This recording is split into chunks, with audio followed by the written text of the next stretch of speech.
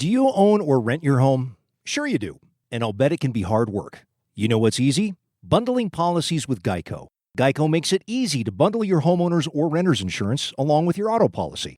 It's a good thing, too, because you already have so much to do around your home. Go to geico.com, get a quote, and see how much you could save. It's Geico Easy. Visit geico.com today. That's geico.com.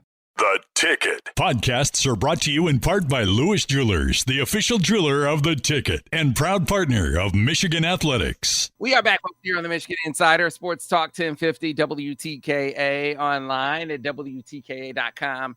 Sam Webb, Matt the Miz Mizler on the other side of the county. So we've talked a lot of pro football this morning. I spent part of the morning scolding my Lions for the mistreatment of Calvin Johnson, just like I could have scolded them for the mistreatment of Barry Sanders, just like I could have scolded them seemingly my entire life for the ineptitude. One playoff victory my whole life, but I keep going back.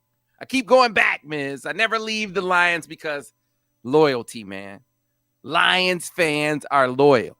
No matter what, we stick with the team. They're our Lions, right? I mean, who can forget the days of tailgating that big, huge parking lot across the street from the Silverdome, the big, huge Silverdome parking lot? I mean, that's the best tailgating scene. I know I love Michigan. Love Michigan. Outstanding tailgates. Best tailgating environment I've ever seen back in the days of the Silverdome. Tremendous. Unbelievable. But, you know, they made the transition downtown Detroit Ford Field. Not as much area, but still that same Lions tailgating spirit. Here's the problem, though. You know, a lot of places don't have that, like Eastern Market. Can't tailgate Eastern Market this year. You know, just not enough staff. What are you to do? This Lions tailgating spirit, Lions fans, where can you go? The Lions VIP tailgate by bullseyeeventgroup.com. It's back. Better than ever. They are back. They are accounted for. You can go to get your tailgate on. The Lions VIP tailgate by bullseyeeventgroup.com. Start your game day off right, tailgating at Tiger Stadium right across the street from the Lions game. Open bar 3 hours before kickoff. Menu by Food Network chef Aaron May. All you can eat and drink. It's the Lions VIP tailgate now at bullseyeeventgroup.com. Again, bullseyeeventgroup.com. Be sure to check it out. You want to get your tailgate on. Got to get a little Olympics in here, Miz. Okay. And the United States finished atop the overall medal count. Mm-hmm. Finished atop by one. The gold medal count. Just edging out China. Hey, still on top. Yeah, still on top. You know, you can. I think it counts to this. I'm coming for that #1 spot. That's a good one. You're absolutely right. You know, a little bit of drama there down towards the end to make sure that they came out on top with that gold medal count, that advantage. Oh, but they got it. I mean, you can point to the women's basketball team. Mm-hmm. They continued their run. The men's basketball team, let me acknowledge here. First of all, Greg Popovich, it just seemed iffy, man.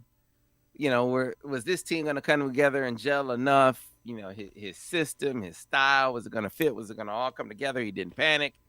It didn't always look pretty. I mean, losing exhibitions, but he was able to bring them together. You know, Drew Holiday, I apologize. I apologize for questioning Drew Holiday's selection.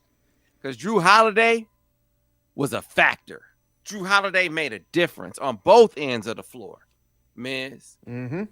He was how about this? They don't have Drew Holiday, they might not win the gold medal.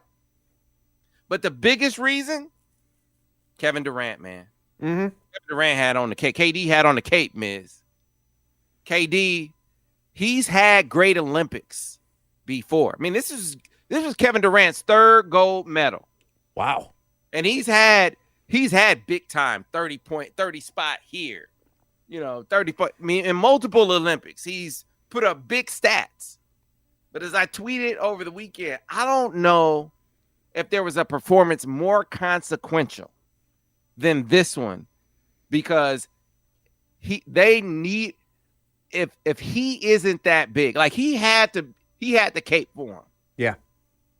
Like it felt like in other years they had other guys that could cape for him. I just don't think they had that this year. Like KD had to do it. If he didn't do it this year, no one was going to do it. So it just feels like his, as big as other performances were, this one was bigger because no one else was going to be able to provide what he provided. And so that was huge. That was significant. Yeah, he was Captain America, no doubt. He had the shield. He was that dude. No question about it. Oh, and by before we move on from that, Draymond Green, you are not that dude. You are not that guy. Get off your pedestal, my dude. You ain't that guy. You are not. Well, you know what? I'll give Day credit for this. I'm not giving Day credit for anything. Well, look, man, they needed his defensive presence. I give him that. No, he will hold them accountable defensively too, even KD. And so part of winning the gold medal at a time where the rest of the world features NBA players. Mm-hmm. I mean, you gotta be able to be locked in on both ends of the floor. You aren't just gonna run teams out of the gym, especially when those teams have more chemistry than your team does. Those guys, they keep coming back. There's some continuity with their team that doesn't really exist when it comes to the United States team, and yet you can put together all these parts. They can still come together. That's how good the United States still is in basketball, that you can still piece together all these parts playing against other NBA guys. And it might be more of a struggle than it used to be to put all those pieces together and still win in gold medal fashion, but they were able to do it. But all of that, all the great performances that we saw in the Olympics, right? Best part of the Olympics wasn't the competition to me. No? we saw some great performances. Mm-hmm. Sydney McLaughlin. Yeah. Star. She's the modern day FloJo to me. But it was Snoop and Kevin Hart, man. whoever from NBC came up with the idea to put those guys, and maybe a lot of people didn't see them because they were on Peacock, right? I believe so. Yeah. No, I'm just saying. I'm saying they were on Peacock. They were on Peacock. Okay. Yeah. And so you had to have Peacock. You had to watch them on Peacock to see them be their unfiltered, unvarnished selves. Yeah, I was going to say that was the only reason why you knew it was because, well, yeah. you couldn't put Snoop and Kevin Hart with some of their reactions on mainstream television. Couldn't do it. No. It wouldn't work that way. You would offend some sensibilities of some, like that's just terrible, right? Like the Michigan fans who didn't like Hunter Dickinson's shirt. Did you see that? Yeah. I thought his shirt was hilarious. I saw some Michigan fans, this is just terrible. I don't like it. Well, you don't have to buy the shirt, right? You don't have to buy Hunter's shirt. Just like you don't have to tune in to Kevin Hart or Snoop on Peacock. Like, you got to go seeking that out. But if you sought it out, if that kind of hilarity, if it appeals to you, man, the best one was when, first of all, Snoop was happy that they showed the equestrian event. So they put horse. So they would do this bit where they would show highlights. They wouldn't tell Snoop and Kevin what the highlights were.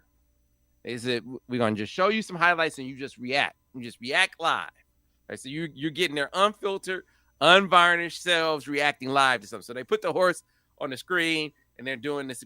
And so Snoop says, Kevin, this is equestrian. You know what equestrian? This is equestrian. He was happy that he knew that this wasn't just horses out on. This is equestrian, Kevin. So, okay. And then the horse starts doing his thing, starts stepping to the side and doing a few moves. And Snoop busts out. He said, the horse is crip walking.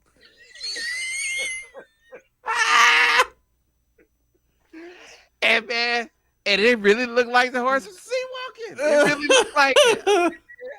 This dude it was hilarious. Oh, It shouldn't just be the Summer Olympics. These dudes need to do the Winter Olympics too. yes.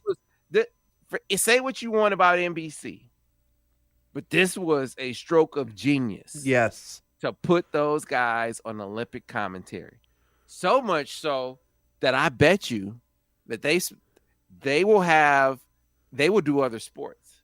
Oh yeah, I firmly They believe will it. do other sports. You watch. Well, I told you this during the break that Snoop and Kev did a great job, just kind of doing their own commentary with some of the events. But Snoop has done a real good job, just with that same kind of commentary with boxing. Like I can't remember if I think he did that joke of a fight, that Mayweather versus YouTube dude. I can't remember his name off the top of my head. Really don't matter at this point because that dude's irrelevant in my eyes. But he did commentary for that. I'm like, Logan Paul, right? yeah, that's the kid. That's the kid. And that was money wasted for anyone that bought that fight. But you got your money back essentially with Snoop Dogg commentary, and he's like, I think he's found his new calling in life, my man. I think he found it. I think so too. They're gonna put them, like, can you imagine? So the Sunday Night Football is the one that's on NBC, right? Yeah. Isn't it Sunday Night Football? Mm-hmm. Oh yeah, bro. They're gonna have a halftime bit. Mark my words. Oh please. Mark my Please make it happen. Please make it happen. There gonna be other Snoop and Kevin reactive sports. It's gonna show it to you live. We are gonna see it in advance, and we're just gonna react live here on the air. Do it. Oh my God, please do it. Please do it.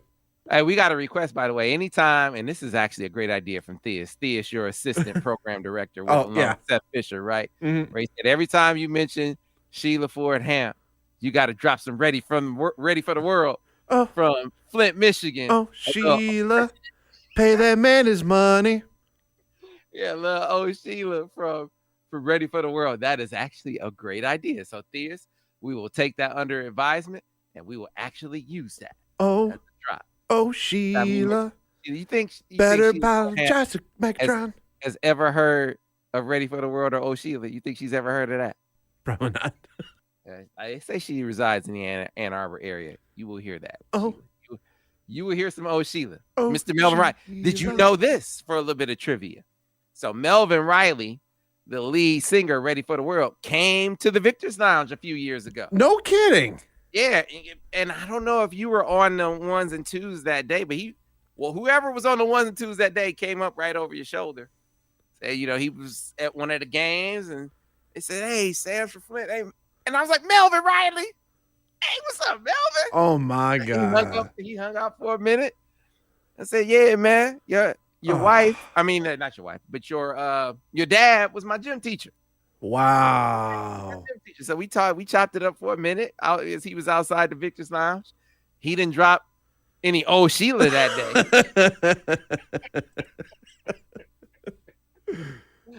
He didn't drop any Whose Is It when he did when he went on the solo tip.